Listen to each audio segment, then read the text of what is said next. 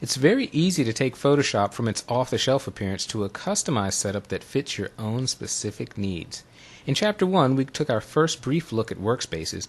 Now we'll get to customize our own.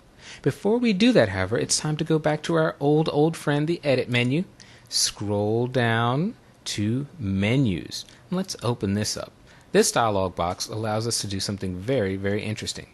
If I open up the File menu here, and you can see below File is all of the menu items that are listed in Photoshop. If I open up File, we see these visibility icons next to New, Open, Browse, and Bridge, etc. If I click, for example, on New, on the visibility, what I've done is I have hidden that New option in the File menu. I could do the same thing for Open. That means that when we go back into Photoshop and we go under File, we will not see New and we will not see Open. The first menu item that we will see is Browse and Bridge. Photoshop ships with a lot of menu items. Now, if there are a lot of items that you feel you're never ever going to use and you want to declutter and compact things a little bit, you can simply come up here into Menus and turn things off. You can always come back and turn them on, so you're not throwing them out of the program, you're just hiding them. Let's take a look now at keyboard shortcuts, because here's where you can really do something powerful. Again, we've got a lot of our menu commands here. I'll open up File. In an earlier lesson, I talked about the importance of using keyboard shortcuts. Well, here they all are listed. For example, the keyboard shortcut for New is Control-N on the PC, Command-N on the Mac.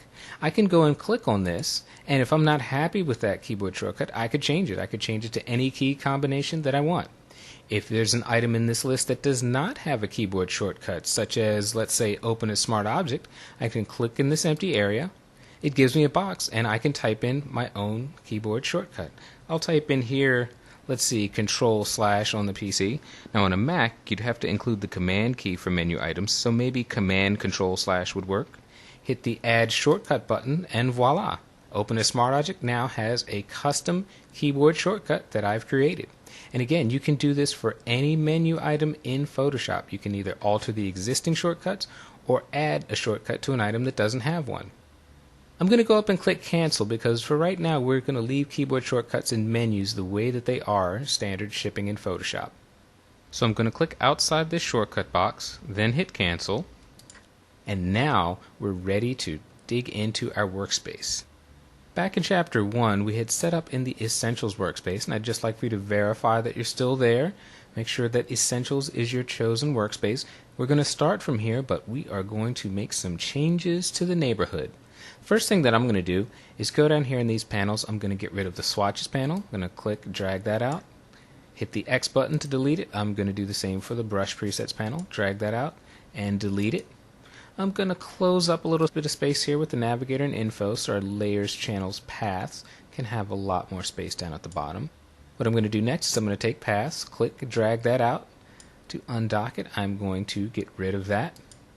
What I'm going to do now is go up to the Window menu, and I'm going to choose Histogram. I want to add a histogram. It's bundled by default with Actions. I don't want Actions, so I'm going to click on Actions, pull that tab out, and delete that.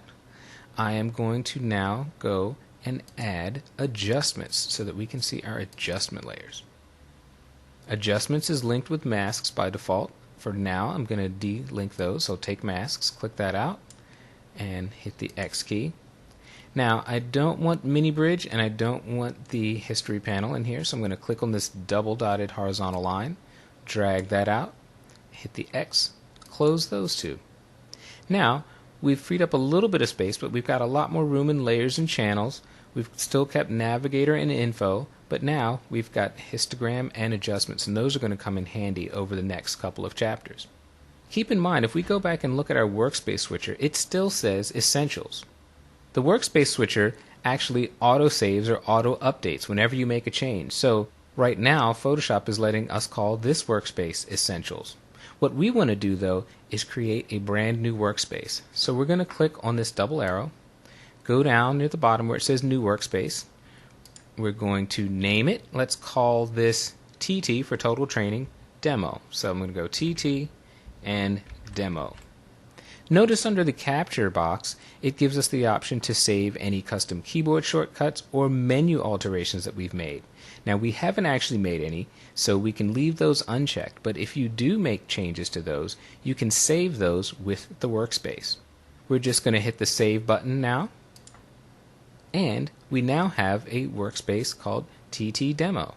I'm going to drag this double vertical line out for a second just so we can take a look at a couple of the workspaces, because here's something that's important to remember.